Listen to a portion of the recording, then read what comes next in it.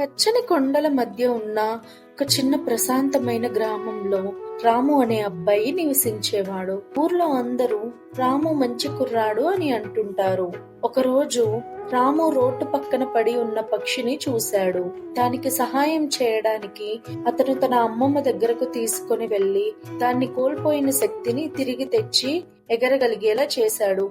అప్పుడు అందరూ రాము మంచి కుర్రాడు అని అన్నారు. కన్నీటి పర్యవేక్షణతో గ్రామం కరువును ఎదుర్కొంది. నది ఎండిపోయింది. పంటలు దిగుబడి లేదు. అందరూ నిరాశగా ఉన్నా రాము ప్రశాంతంగా ఉన్నాడు. మనం కలిసి పనిచేస్తే వర్షపు నీటిని సేకరించి ఉన్న ఆహారాన్ని పంచుకుంటే మనం ఈ కష్టాన్ని ఎదుర్కోవచ్చు అని రాము చెప్పాడు. ఒకరోజు బరువైన ధాన్యపు బస్తాను మోయడానికి కష్టపడుతున్న వృద్ధుడిని రాము చూసి అతనికి సహాయం అందించాడు. అందరూ కలిసి ఆ ధాన్యాన్ని బజారుకు తీసుకెళ్లారు. ఇలా రాము తన గ్రామాన్ని ఐకమత్యంగా కృషి చేయమని ప్రోత్సహించాడు. చివరికి చీకటి మేఘాలు గుమిగూడి వర్షం కురవడంతో గ్రామం పునరుద్ధరించింది. గ్రామస్తులు గ్రహించారు ఈ వర్షం రాము దయ మరియు ఐక్యత స్ఫూర్తితో వచ్చిందని.